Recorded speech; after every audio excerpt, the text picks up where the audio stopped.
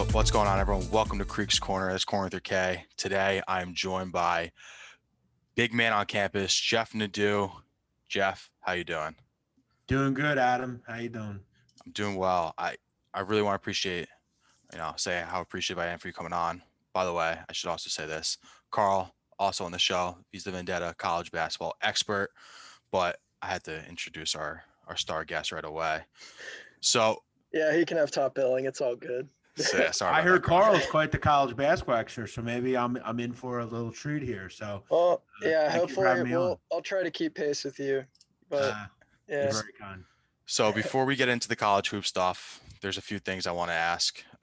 It's all pretty much Barstool related. So in case you guys don't know, Jeff announced last week or 2 weeks ago that he was leaving his job at Barstool Sports. Kind of walk us through your final 2 weeks there and how that ultimately went down. Yeah, well, I want to preface this and say this right out of the gate. I was not a full-time employee at Barstool. Okay, I was hired as basically an IC, an independent contractor, and my kind of when Portnoy and I figured this all out. For anyone that's not aware, Barstool offered me a job back in what would it be 2019. So during football season, I was offered a job then. At that point in my life, it wasn't the greatest time. I couldn't move to New York, and I ultimately declined it.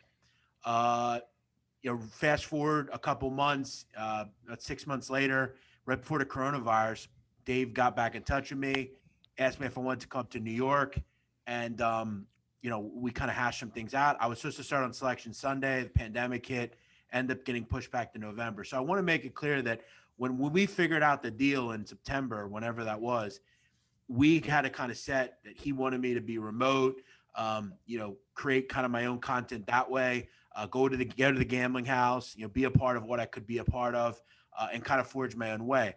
The goal at the end of the 6 months, ultimately, I always thought was to produce enough that I was doing to say, you know what, here's what I'm doing.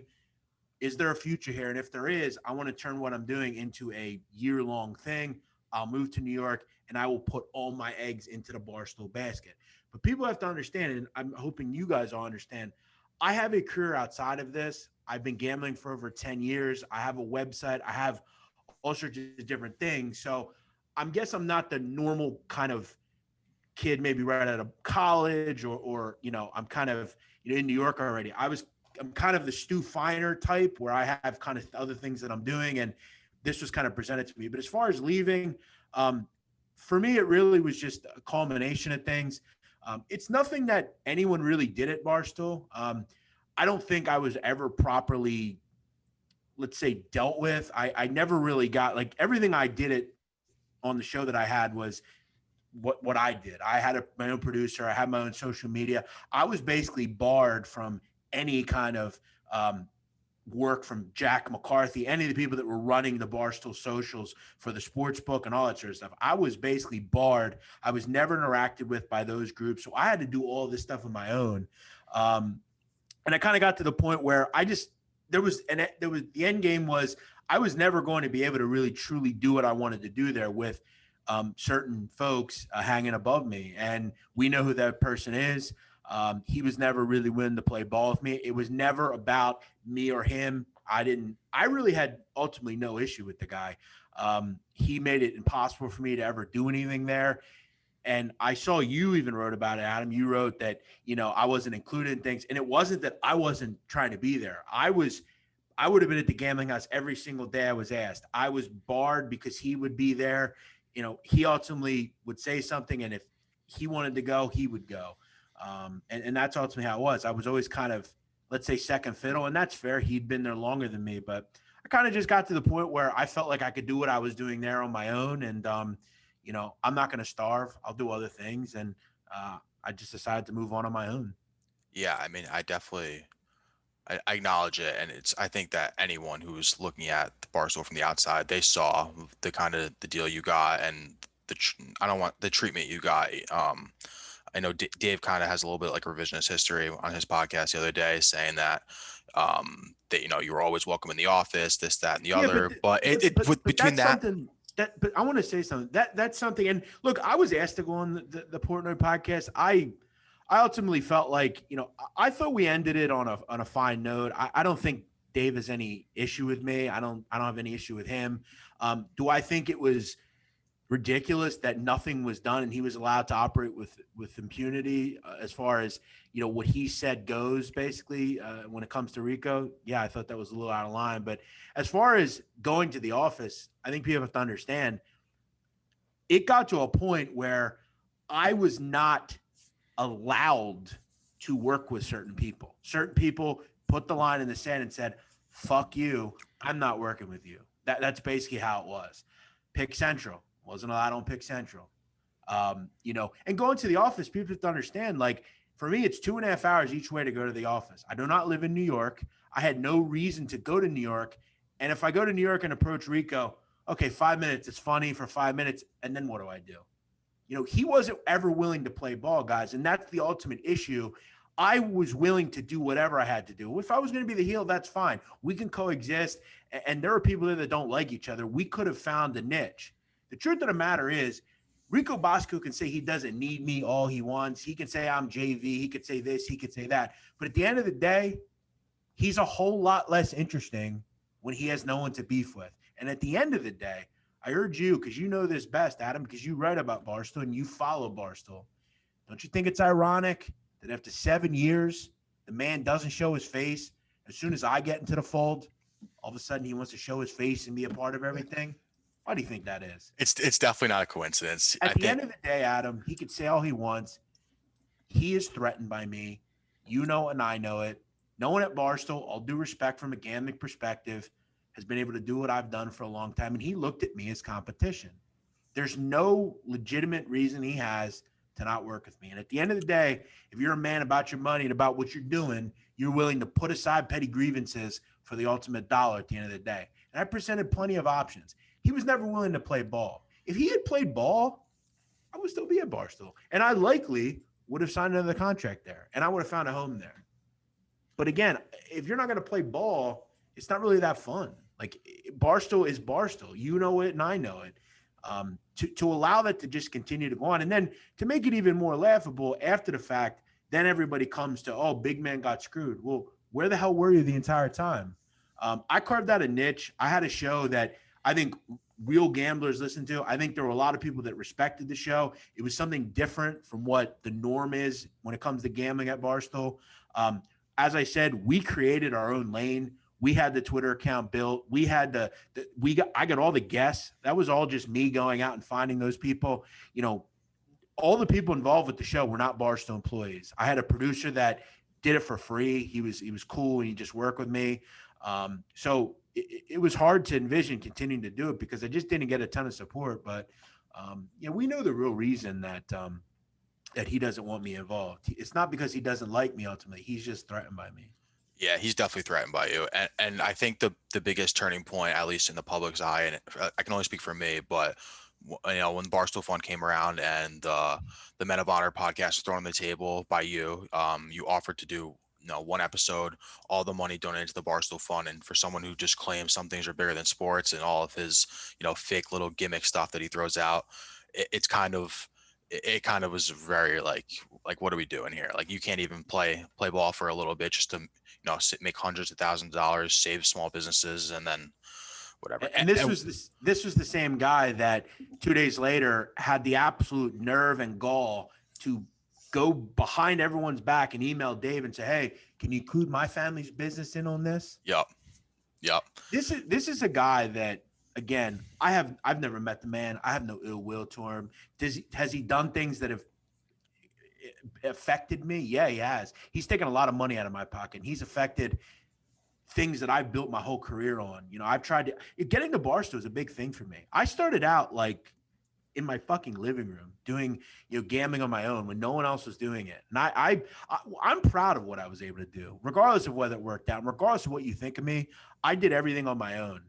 Everything I did was organic, the same way Barstool did theirs. And for me, I felt like, to allow him to just and I found it, I kind of found it where it was when Dave didn't reach out to me. He didn't say, hey, let's try to figure this out. Let's try to move on from it. But yeah, he's an interesting character.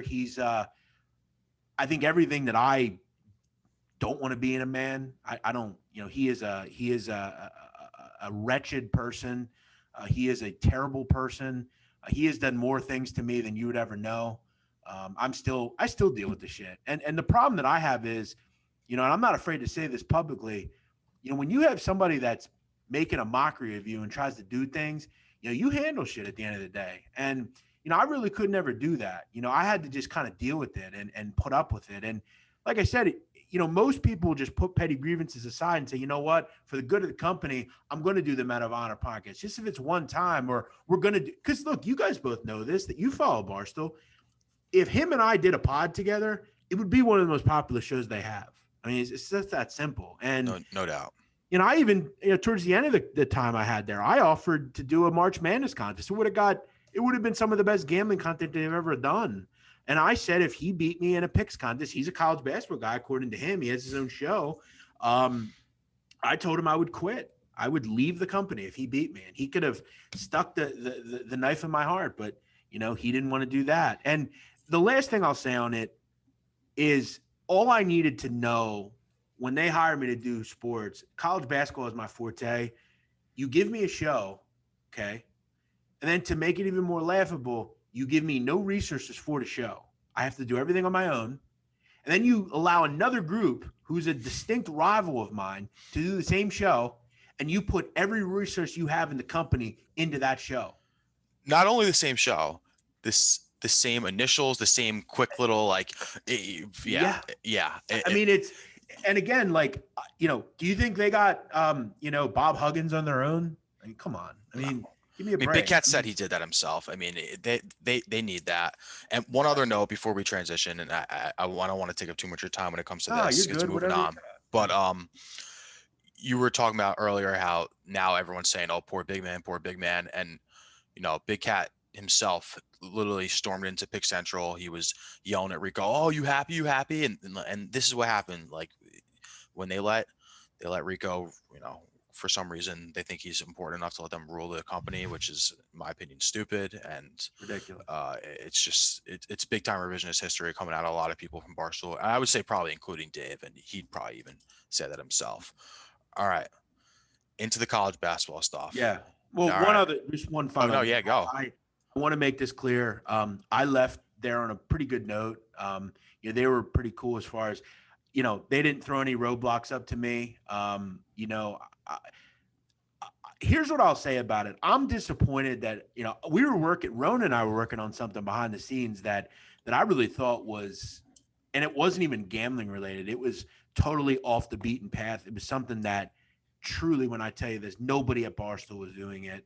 And it would have been, I'm not kidding. It would have been gigantic. And I'm hoping someday, I don't think the end is for Barstool. I don't think the end is ever there. I think at some point there has to be a way where it could work, and who knows what the future will hold. But right now I'm just good where I'm at. And, I had a good opportunity, and I wish it could have been a better ending, Yeah. I mean, we could all, I would have liked to see at least one show.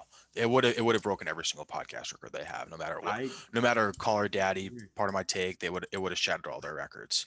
Yeah, and I wanted to fight him. They offered us 350 G's to fight.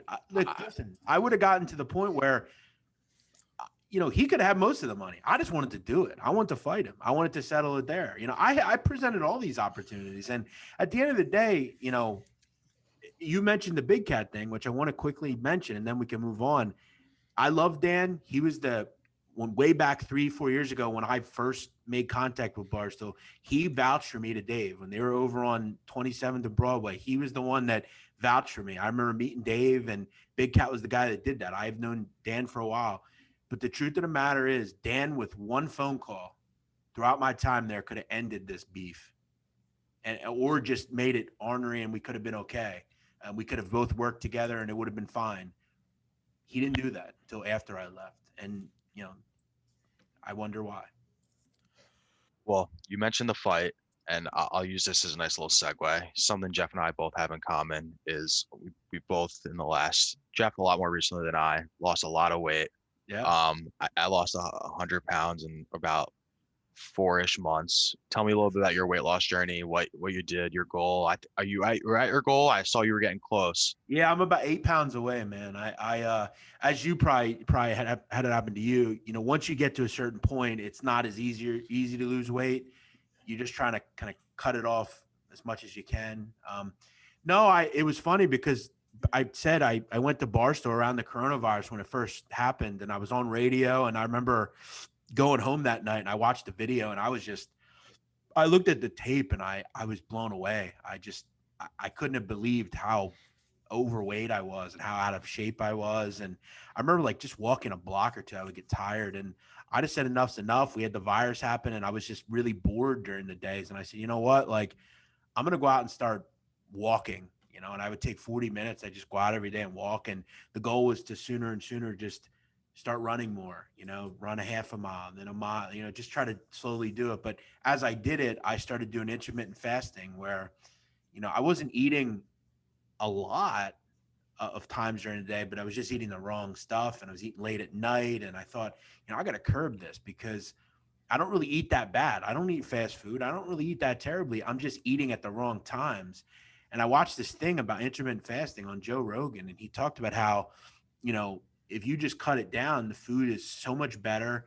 It allows you to lose weight at a much quicker clip. And I just started doing it. And like you lost it in 4 months. That's pretty incredible. But I think for me, it was like from March to like mid-March to July, I lost about 55 pounds. And then from then on, it just kept going and kept going and kept going. And now I'm running a mile and a half every day, and I'm doing push-ups and drink tons of water, and I sleep great. And yeah, I just feel way better. So good for you. You know how hard it is. It's awesome to hear. Yeah, those last 10 pounds are the hardest, especially when you're so damn close. You have the goal in mind. You're single digits away. Then, the second digit's what you want it to be, and it's all getting there. I don't beat myself up too much about it. It'll come, and I'm just kind of, the one thing I'm irritated about is I wanted to get to the goal so I could start weight training because I want to turn it into like solid, muscle. And I have pretty good definition just with doing, like, I'm doing 200 push-ups a day. So it's like, I'm getting to the point where I could see the definition. It's just, I don't want to start doing weight training until I get to the goal. And it's just kind of irritating, but it'll come eventually. Yeah, it'll get there. Especially if you keep ripping out 200 push-ups a day, that'll for sure do it. The following is brought to you in partnership by Symbol. Symbol is a new sports marketplace where you can trade shares of professional teams like stocks. You love sports. You interested in fantasy sports without the weekly annoyance of fantasy league upkeep? Then Symbol's the app for you. With Symbol, fantasy sports is going to a whole other level. How it works is simple. You buy Symbol shares for your favorite sim teams on the app. When your sim team wins, you get automatic cash deposits, and you don't lose any money when they lose. That's it. So if you follow trends across football, basketball, hockey, and coming soon baseball, and you think your team is a sleeper, simply invest in your favorite sim teams on Symbol and watch your virtual portfolio prove you right or wrong. And if you want to get in on the action right away, Vendetta Sports Media's got you covered. Go to symbol.app/Vendetta and use our exclusive promo code Vendetta, and you'll get a $10 bonus when making your first deposit. Symbol, taking fantasy sports to a whole other level. All right. I have Karl on for a reason. We want to talk some college basketball. We're in March. It's March 1st. The show's going out March 2nd. Karl, floor is yours. Yeah, so I don't know if this has been such a weird college basketball season. I think from the beginning it was always sort of a 2-horse race with Gonzaga and Baylor. Just 1-2, like preseason, like they're bringing everybody back. They both went undefeated pretty much the whole season until Baylor just took an L to Kansas. And so that was kind of the whole debate for most of the season is Gonzaga the best team, is Baylor the best team? But then once Baylor lost, I was looking around on Twitter, and these Michigan fans are just coming out of the woodwork, like trying to say Michigan is better than Gonzaga, like strength of schedule and all that. So I guess that's my first question for you, Jeff, is like, do you think that's like a fair debate, like Gonzaga, Michigan? Because for me, like, it's been Gonzaga all year until someone unseats them. But well, I think, and I've always been a Gonzaga guy. Like I think Mark Few's the best coach in the country. I think what he's done at Gonzaga is one of the most brilliant, incredible things in the history of the sport. I mean, people don't realize when he went to Gonzaga, Gonzaga was a complete, nobody knew what Gonzaga was. It was like the equivalent of like McNeese State. Like Yeah. it's pretty incredible, like what he's been able to do. If you ask me right now who the best team in the country is, it would be Gonzaga. But I think if you would rank them right now, because that's what people don't realize, like rankings, when they come out every week, rankings are the time they're in, right? So I think when it all comes down to it, I think Gonzaga is the best team. But right now, I would put Michigan ahead of Gonzaga because when you look at the strength of schedule, it's not even close. I mean, Michigan's played a top, basically 15 schedule, basically.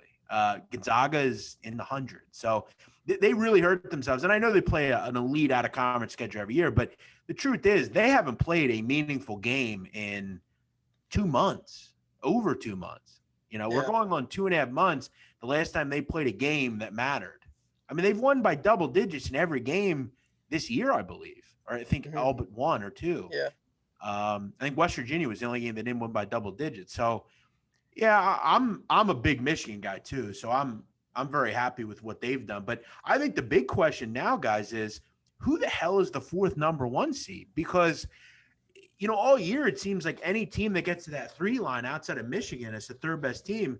Who is the fourth team? Is it Illinois? Is it Houston? Is it Iowa? Is it Ohio State? It's like, who the hell is the fourth number one seed? But right now, Michigan is the best team in the country. The best overall seed going into the tournament and the entire season is Gonzaga. Yeah. Yeah. I mean, I would definitely agree. Just, with your points on strength of schedule. I mean, you kind of got me into my next thing is like, who even is the fourth number one seed going to be? I mean, we have these like 3 clear-cut options in tier 1. And then after that, it's like the Big Ten team that didn't lose recently, pretty much. Like Ohio State, you got Illinois. Illinois came into the season with preseason like Final Four hype. So they were bringing back their 2 all Big Ten players.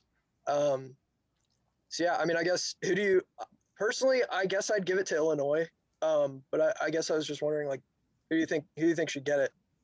Yeah, I think it's such a brilliant question because Illinois has, I think if Illinois wins one of the next 2 games,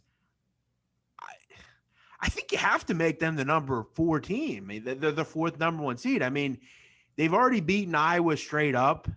But what's really fascinating is they don't have the non-conference schedule is laughable. I mean, they have nothing there. Yeah. I mean, Ohio, Chicago State, North Carolina, and A&T aren't going to move the lever any. Mm-hmm. They lost to Missouri. They lost to Baylor. I guess Duke is a better win, but I thought about not Duke. Yeah, well, Duke's playing better, but they're not. That's not going to move the needle much. Houston's interesting because they have Texas Tech. They beat, but they also lost to East Carolina, and they're not going to be a 1 seed. So, I guess it's either going to be Illinois, Ohio State, or Iowa. But I mean, all of them are disappointing. Yeah. I mean, you touched on. So I guess that'll move kind of in my next thing is like. COVID last year killed the college basketball season. Just no tournament, no nothing. What we've seen this year is that COVID has killed the Blue Bloods, basically. Like, they're all terrible. They're all awful. Kentucky's going to miss. My Terps put the beat down on Michigan State, so they're probably going to miss. Duke is, like, hovering around the bubble, it seems like. But I feel like if any other team had their resume and didn't have, like, Coach K, that there would be no discussion about putting them in. Of course. Yeah, so like they're getting the Duke bump, but they're like really not that good. Their 5-star Jalen Johnson just like quit basically. So yeah, I mean, do you think? I guess is this something that we're gonna continue to see with these teams? Like, is this sort of the start of the end for the Blue Bloods? Like, is Michigan State, Duke, Kentucky like? Yeah, that's a great question. I will say though, like you were nice and blamed it on coronavirus. Coronavirus is not the reason Duke isn't good. Duke and Kentucky aren't good because they don't have a lot of great players. I mean, Yeah. BJ Boston's a terrific player, but he hasn't really translated to Kentucky. It hasn't worked out there.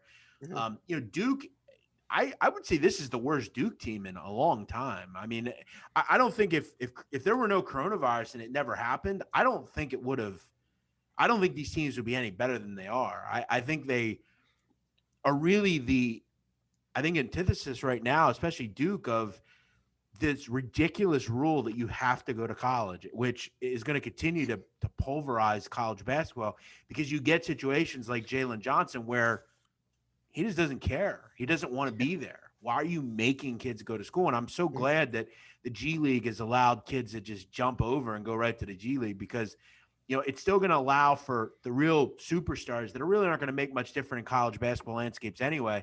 Are we going to miss some of the highlights? Yeah. Would I've liked to have seen a kid like Jonathan Kuminga play at, a college team? Sure. But, most kids are going to go. 95% of kids are going to go to college. But that 5% that don't want to go to college, that need paid, need money, let them advance. Let them move on. Then you don't have situations like Jalen Johnson. And look, the Jalen Johnson cloud hung over Duke all year until the end when he left, and now they're playing well. So, that has punctured the team. It's not coronavirus. It's Mike is just not a great coach anymore. I don't know if he ever was. I think he just got great talent, but he's more name now than a coach. Very much more name.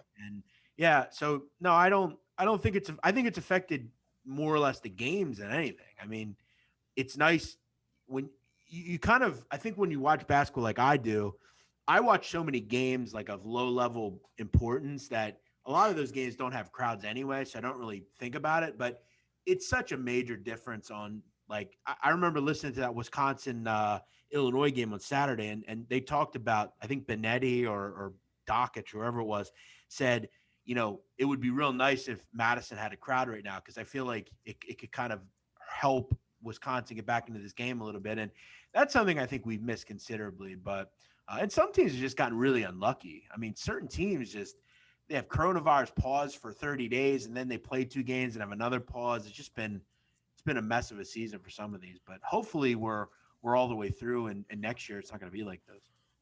Yeah, for sure. Hey, you. Yeah, you. In case you hadn't heard, your favorite Renegade Sports Media Group has its own Patreon. Go to patreon.com/Vendetta Sports Media to support our efforts to continuously bring you sports, gaming, and other media coverage as only we can. We've got 4 different membership tiers. For $3 a month, we'll give you a simple thank you on our Patreon site. For $6 a month, you get a thank you, and you get to become a recruit in Jackson Law's Vendetta University Gaming Series.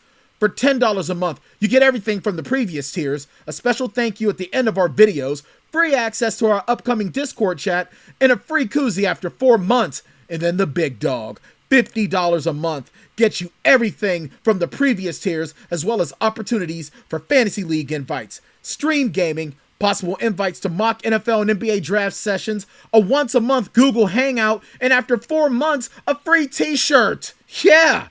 Go to patreon.com/Vendetta Sports Media and help us to improve our pledge to bring you the best sports, gaming, and other media coverage.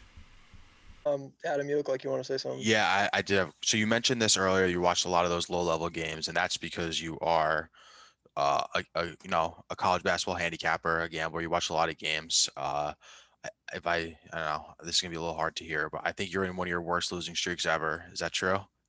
Up until tonight, I went 2-0 tonight, though. Oh shit! There you go. But I will say in my career, I mean, I've been on Twitter since 2009. In my 11+ year career, the last 2 weeks has been the worst run I've ever had. So how do you just keep betting your way out? You start chasing, you start betting more games, bigger board, or you kind of like focus it down to 1 or 2 games and try and pick your spots? I'm a pretty selective bettor as it is, but I think when you're gambling and you're putting your opinion out there and people are betting it, I think you just have to keep betting. I mean, you could try to take a day off. It's funny because I took a day off last Friday and I thought, maybe this will springboard me. And I went 1-2 on Saturday. It was better than I had been doing. I'd been doing 0-2s, 0-1s every night and just kind of adding. And it sucked too, because going into losing streak, I was having a really good season. I was, by that time, I think I was up like 13-ish units, and I kind of said, if I can just create a profit this year, I feel like it's a lost year, just so tough because of kids just randomly being out and that sort of thing. But, I just keep trying to move forward. You try to do other things. You try to switch what you're doing up. You try to,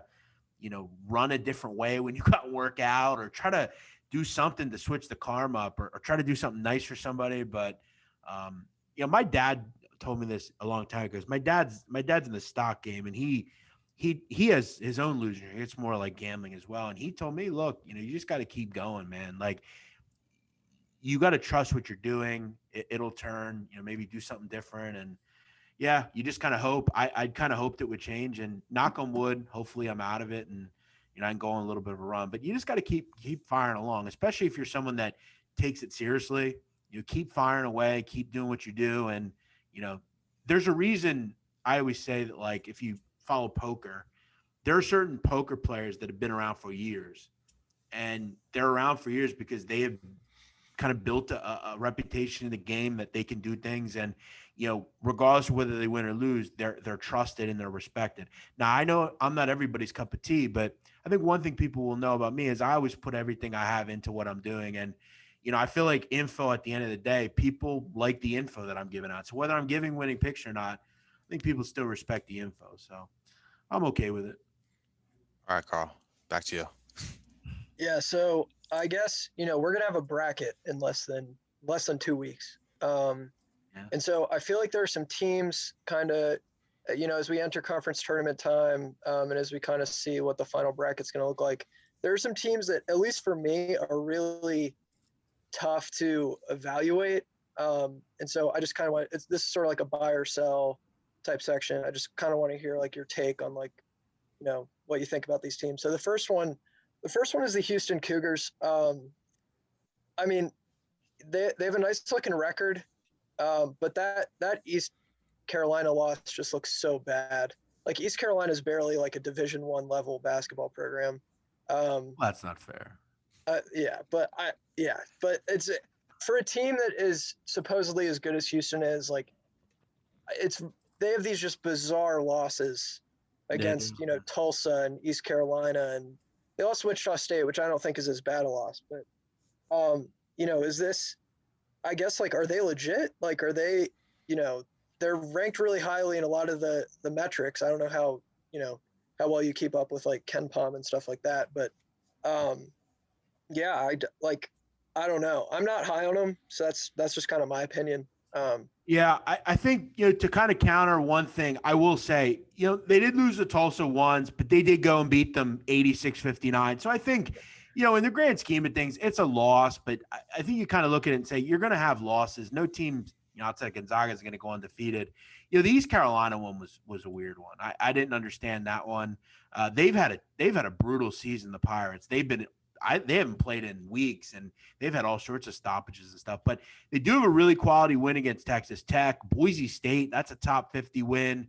Western Kentucky, that's a really solid mid-major. They still get Memphis, who's a pretty decent top 50 win as well. So I don't think it's an outside reason to say they couldn't get a 1 seed. I do think they're legit. I think defensively they're as good as it gets. Kelvin Sampson is as good a coach as you'll find. The culture there is pretty incredible. And they have a kid, Quentin Grimes, who played at Kansas. I think he's a big-time player.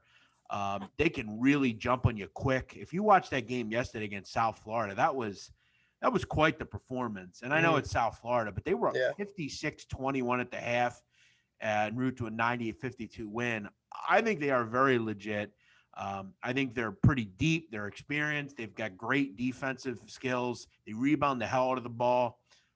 It's really going to be a question of, if they're not a 1 seed, they're a 2 seed. And I think you can make the case for the 1, but there are some head scratchers. But I think a lot of the stuff is kind of put out because ultimately they're 20-3, and they've done really good things. The AAC is a good conference, regardless of whether it's up or down. I mean, 2 wins against SMU as well. Those are top 50 wins. So I'm a little bit higher on them than you. I think they can go to the Final Four for sure. Okay. Yeah, sure. You mentioned Quentin Grimes, which is actually a great segue because my next team is Kansas. They opened the season strong. then they kind of had this like middle patch, which like the Big 12's tough. Like there are a lot of really good teams in the Big 12. I'd probably say it's maybe the second best conference right now behind the Big 10. There's just, I mean, a ton of quality teams in there. So they were going to pick up some losses. But I just like, it seems like, you know, any given night they could just be bad. Like there were times where they looked really, really bad. And they just couldn't hit shots, like weren't playing great defense. You know, so to me, like they could be a team that hits the Elite Eight and looks really good, or they could be a team that loses in the second round. Yeah, that's a great point. I think it's really going to come down to the draw they get, you know, because they had a really rough January. I mean, they lost in a basically a 6-game stretch. They were 2-4 in a 6-game stretch. I mean, they had some pretty brutal losses, but this is a gauntlet schedule, and I think ultimately it's going to set them up. They played Gonzaga, they played, you know, Creighton, and they beat Creighton, they beat Texas Tech. I mean, not for nothing, like their resume is actually pretty incredible. I mean, their resume is way better than Illinois, Iowa. I mean, they play in a tough conference, just as tough as the Big Ten, and they also can say they have wins against Texas Tech, Creighton, Baylor, you know, West Virginia, I mean, Oklahoma. I mean, their resume is as good as any one of those other teams we mentioned. So, you know, I wish they could put away overall record, because I'm telling you, the resume they have is, please don't burn me at the stakes, it's 1 seed-ish. Like, they have some really good wins. Yeah. And there's no one playing better than Kentucky or Kansas right now. Yeah, they've won 6 of their last 7 against some like pretty much all ranked teams. So I think you have to throw away that the fact that they're 18-8, because they are 18-8. But let me ask you, you follow basketball. Yeah. Is there a bad loss here? They didn't lose to TCU. They didn't lose to Washburn College. Like, yeah. I mean, if you want to, yeah, they don't have like a bad loss, I guess, in terms of, you know, the competition they played, but I mean, they lost by like almost 30 at home to Texas, which was tough to watch. The losses are by a lot, and they're not going to be a 1 seed, but their resume is really good. And I think ultimately the great thing about college basketball, and what I always find fascinating when people blow wins and losses out of proportion, because at the end of the day, like a team like Kansas, the regular season and conference, as long as you don't lose every game, you're going to get to the tournament. Like, just be semi-good, and nothing else matters, really. Right. So, yeah. So, yeah, I mean, I think you bring up a good point, where I think so much of how people follow college basketball is tied to stuff like the AP poll, which is just, you know, a measurement of who. It's complete jargon. Or, yeah, so – yeah, like I was saying, like I feel like so much of it is tied to, you know, where a team is in the AP poll, which literally has no bearing at all on how good they are. It's just like, did you lose this week?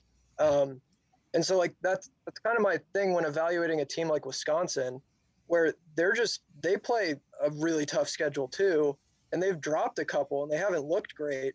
But at the end of the day, like people think they're bad because they're, you know, 25th in the AP poll, when like I think they could go on a run. They could very well go on a run, and that is, dude, this guy is a fucking whiz, man. He knows what he's talking about. I love this guy. I had to bring him on for a reason. He's so right. I mean, I've been trying to anchor this conversation for years.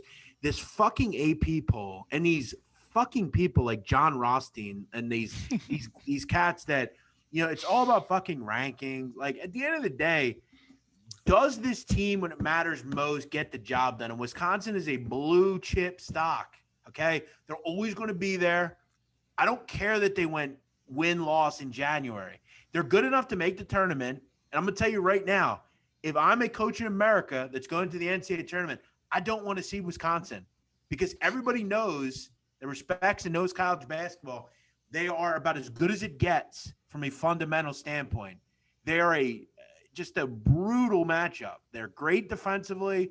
They don't turn it over. They turn you over. They make you make mistakes. They are just whizzes with the basketball.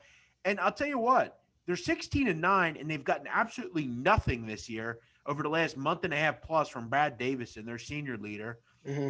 Ralvers has become unplayable, and they got to figure this kind of shit out. But at the end of the day, you're so right. I skeeve these polls because they're really truly like they're jokes. I mean, they don't. I know it's not easy to rank this year, but it's like you're so right. None of this means anything. It's a matter of, and that's why like I got a lot of shit because I said that at 300 to 1, I thought Loyola Chicago was a slam dunk future to play. And people laughed at me. And it is so pathetic to listen to these people that have no idea what they're talking about that say, they're not going to win anything. It's like, hey, dickhead, they went to the Final Four 2 years ago and they're better this year. On what planet do they not have a shot? You know what Loyola Chicago is now? 40 to 1. 300 to 40. That's incredible value. And you know what? A team like Wisconsin, it's all these kind of teams. You can hedge out of these bets. A team like Richmond, okay? They may not make the tournament, but they're a fascinating bet if they get there because like Wisconsin, they're extremely experienced. I want that continuity late in the season, and I want those types of teams. So I don't really care about win-loss. Get in the tournament, and then I can bank on you from there because I know – there's going to be a lot of people that don't have any respect for Wisconsin. They're going to win a game they shouldn't in the tournament. Yeah. Yeah. And that's, I mean, I feel like people should have known that just the polls were garbage when you had teams like, Tennessee and Missouri getting to like 6. It's kind of like you're just a placeholder for some Big Ten team at this point. I will say, though, Karl, I like Missouri. I really like Missouri. I actually, just before we started chatting here, I bet Missouri to win the SEC. I think this is a fascinating team. I am really interested in them. I know they're another team. You talk about win-loss. They're not playing particularly well right now. Okay, but they have 2 games left. Right the ship a little bit, beat LSU or Florida, head into the SEC tournament with some confidence. And this is the year in the SEC to win if you're in Missouri. I don't love Tennessee. They've had issues. Kentucky's a mess. Arkansas and Alabama are solid, but I think beatable. Yeah. So I think a team like Missouri at like 7-1 to win the SEC is really interesting. Yeah, I think that's doable for sure. Yeah, so you mentioned Loyola Chicago, which kind of just gets me into my next little segment. Is do you have any sleeper picks for the tournament? Teams that people aren't really talking about, but you think hey, they might win a couple games. Because I mean, my team that I've been like kind of riding with is Oklahoma State, which I mean, I don't know if you can call a team with Cade Cunningham like a sleeper pick really, but they're so much better, I think, than people give them credit for. Like they play a crazy schedule in the Big 12, and they like really haven't gotten like really beat badly by anybody. Like they play everybody close. It seems like they're within like 2 possessions if they lose. And then you have with Cade Cunningham, I feel like the ceiling is like insane because he can put a 40-piece on you at a given time. So yeah, just do you have any sleeper teams for the tournament? Any teams that you're kind of looking at? Like, yeah, well, definitely Loyola. Obviously, I don't need to go into depth with them, but they are truly a joy to watch defensively. And Krutwig is it's a tough matchup. Their guard play is really tough. They break it down, and they're in. They don't have to win their tournament even to get in. They're in. A few others. This is dependent on Nick Muszynski, the big. Belmont's interesting. I mean, that's a team that can. I mean, they're as good an offense as you'll find. They've got so many different ways to score. They can drop a 90-piece on you quick. Yeah. But Muszynski needs to play, and he has a foot injury right now. And I worry about him because he's a big feeder, important for bigs. I'm hoping we can see him back. A team that I've been kind of on all year, I thought they would win the Atlantic 10, and I'm proud that they are. And I think they will. St. Bonaventure. I'm really high on this group. I remember in high school, Osun Asuni, the big over there, he played in Pleasantville, New Jersey, which is just outside of Atlantic City. And I got some wind of him, what he was doing. He's a hawking individual. He's huge. They basically put him in the middle of that zone and basically say, look, if you're going to come into the paint, you're gonna have to deal with him, and he's gonna swat your shot, and he's gonna alter what you're doing, kind of the way Taco Fall did it. He's not as big as Taco; he's only about 6'10", but Bonaventure has that UCF feel to me a little bit. I think they're a group. They have an elite guard in Kyle Lofton. They've got some real shot creators and makers. They're well coached, play good defense. They're going to draw a 6 seed. I think they'll win that. I think they're 11 or 12, and I would love to see them get matched up against like Iowa. I think they beat Iowa. They're really interesting. And then one other one, Grand Canyon. This is an interesting team out of the WAC. The WAC has been dominated, and Grand Canyon's tough because they could truly lose in the conference tournament final and not even get into the tournament. But Grand Canyon is the big boys down in the WAC this year, and Bryce Drew's done a great job there. They have 2 7-footers. They're gigantic. They all have a role. They have good guard play, good wings. They're deep. They're big. They grind you down defensively. They're an interesting team. I don't think anything this year would surprise me. I'm not going to say I'm going to call it, but I'm going to call it. Wouldn't be surprising if they beat a 2 seed. I really wouldn't be surprised by that. I think there are going to be some wacky things that go on this year. Yeah, I'd agree. I like the Bonaventure pick for sure. I mean, they just lost to Dayton, but like kind of like we were talking about earlier, like who cares?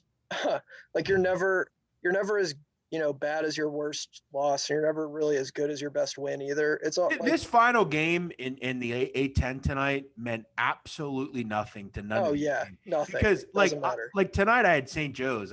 They were getting a ton of points, and I see Richmond laying 14.5, and it's like, why the fuck does Richmond care about this game? Like they're not getting an at-large. They just need to win. They didn't end up winning, weirdly enough, but it's about going to the A10 tournament and doing something there. But yeah, tonight I don't care about St. Bonaventure losing or whatever happened. I think it's a meaningless game. One other one, kind of a bigger team, Oregon. This is a Final Four caliber team. Big win tonight against Arizona. They've one loss since Feb 1, I think. I think they only lost to USC.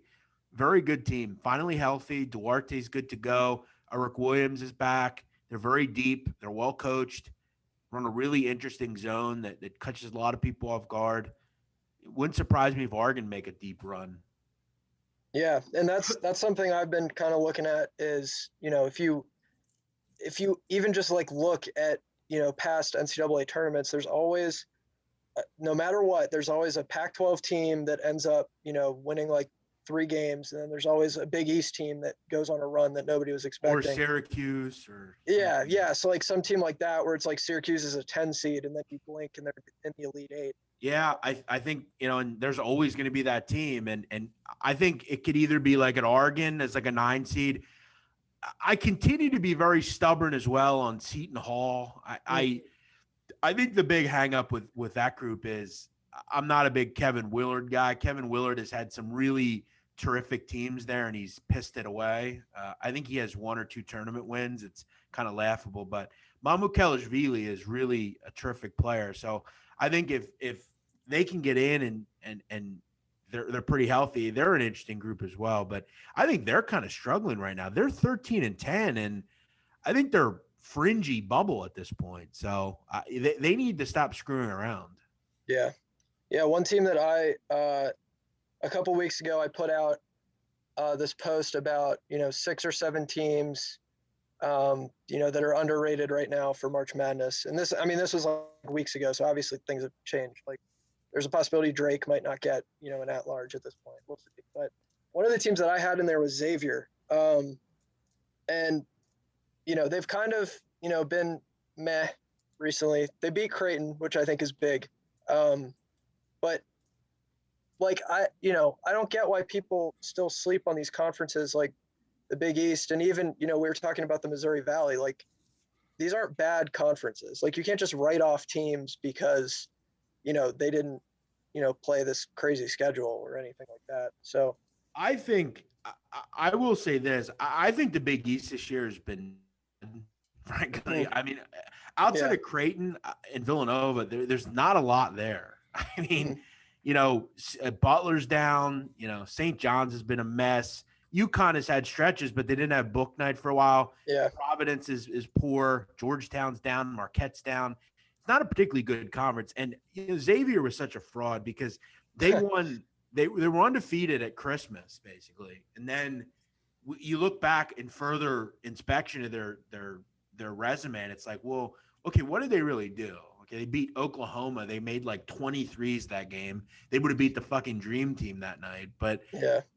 I think at the end of the day, Xavier is kind of what they are. I think they don't have much of a resume. They have some decent wins, but when you really look at their big East wins, who have they really beaten outside of Creighton? I guess that was the signature one. Getting that one was big, but I don't know. They don't do a whole lot for me. I think they're a little too dependent on Zach Fremantle, which isn't exactly ideal. I don't really want him as the mate. Like, he kind of reminds me of that kid Makura they had a couple of years ago. Oh, yeah. That JP Makura kid. Yep.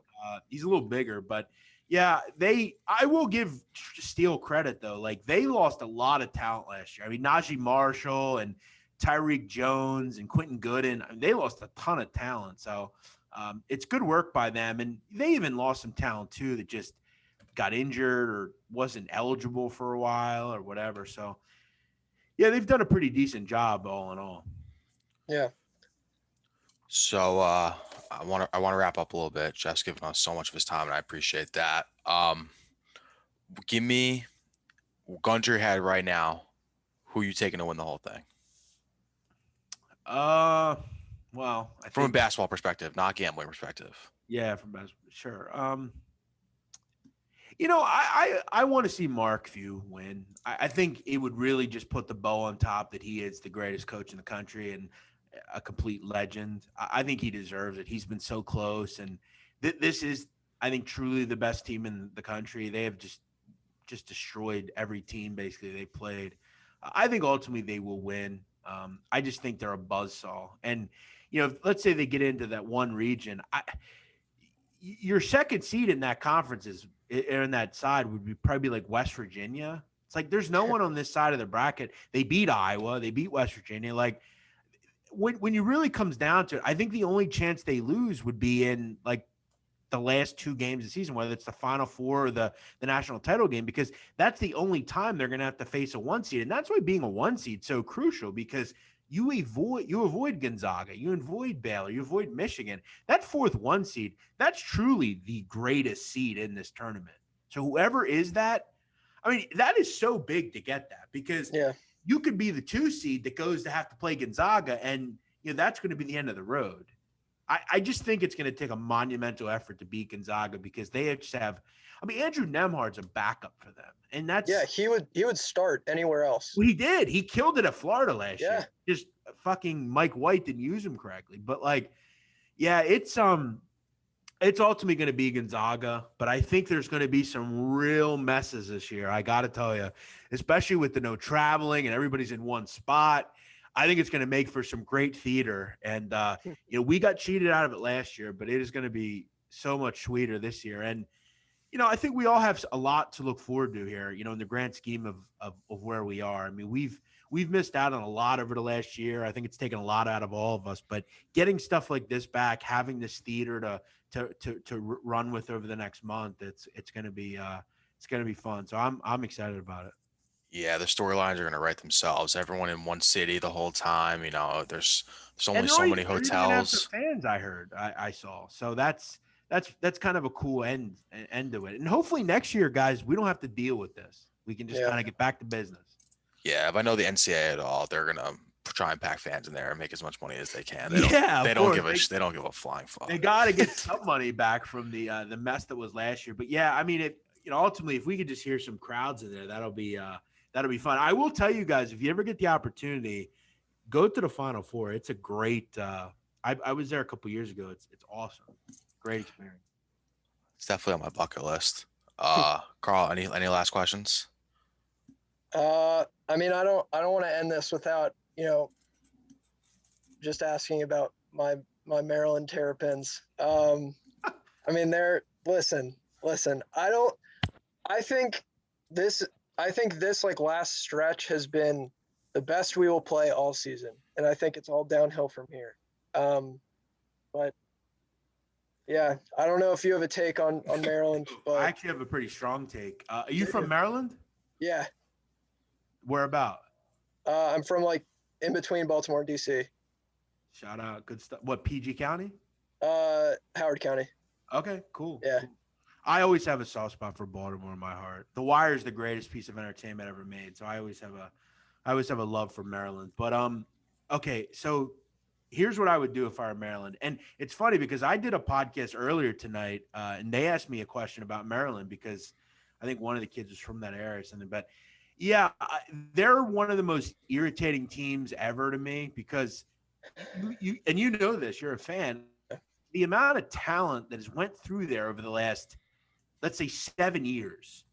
I mean, you have Des Wells and Alex Lynn and Diamond Stone and Kevin Herter and Bruno Fernando and all these guys. And what the hell do you have to show for it? It's the issue is Mark Turgeon. Okay. That's facts. For the fucking final. Like, I talk about this with Josh, who's a producer at Barstool. He's a big Maryland guy, and we always talk about Turgeon, and he agrees, and I'm sure you agree as well. What Maryland needs to do is fire Mark Turgeon, and they need to go down to Coppin and hire Juan Dixon. Yes, exactly. Yep. Juan Dixon would be an absolute home run hire, and I'll tell you right now, you're going to say Coppin, and you're going to say who the hell cares, but he has built something at Coppin. That is a program there that they run offense. They're winning some games. He's getting his feet wet with coaching. He would be a really good coach there. And he went there. He's a legend there. We've seen teams kind of go that way with like a guy like Juwan Howard. Kids would love to play for him. I mean, he would absolutely corner the Baltimore City market. I mean, any kid that's anything in Baltimore would go to Maryland. And, there's just so much talent in that area. I mean, many people don't know, like Muggsy Bogues and that Dunbar team, like they ruled. They were the best team in the country. I mean, there's so much PG County. There's so much great talent in that area. And Mark Turgeon's a good recruiter. I'll give him that, but he's got absolutely nothing to show for it. And they need a change, and I feel bad for that group because College Park's a great place. So I hope they get some reprieve and hire Juan Dixon. Yeah, I mean that'd be good. Maybe then we'd have a shot at the the Luka Garzas and the Hunter Dickinsons who come out of the DC area. But to answer your question, no, I don't think Maryland's gonna. They're kind of playing themselves though back into the picture though. It seems like just a little bit, but. Yeah, I think ultimately they need a big run in the conference tournament. Mm-hmm. Yeah. All right. Well, that's all I got. Thanks for indulging my Maryland. Yeah, we're all fans at the end of the day. So whether you're a fan of whoever, we all have issues with our team. So big man, I really, really appreciate it. Congrats on your weight loss journey. Hope to see you get that final tick. Tell everyone where they can follow you on Twitter. I mean, it's going to be tagged a million times in the post, but I will say, man, I mean, when you did write about me, you were always very kind. There's some other guys out there that just, it's all about fucking clicks with some of these fucks, but you did a nice job. So I give you respect. I appreciate that. Yeah. You can find me on Twitter at Jeff Nadu, JFFNADU. I'm working on some pretty cool projects, kind of flapping my wings and going out there and, ultimately, the last thing I'll say on the whole thing is, Barstool was a cool opportunity. I wish we could have found a niche there. I met a lot of good people there. I met so many people that said, hey, I loved your show. I learned something from it. And that's ultimately what I wanted to do and have a laugh along the way. So, maybe if you listen to this, you didn't know who I was or you didn't like me. Maybe you do now. I'm just a guy who loves to gamble. Has been doing it a long time. I've learned the game. I've learned many things, and I'm trying to help people do it. So thanks for having me on and setting the record straight, Adam and Karl. I appreciate it more than you know. That's going to do it for this edition of Kriegs Korner. Thank you for listening, and have a good night.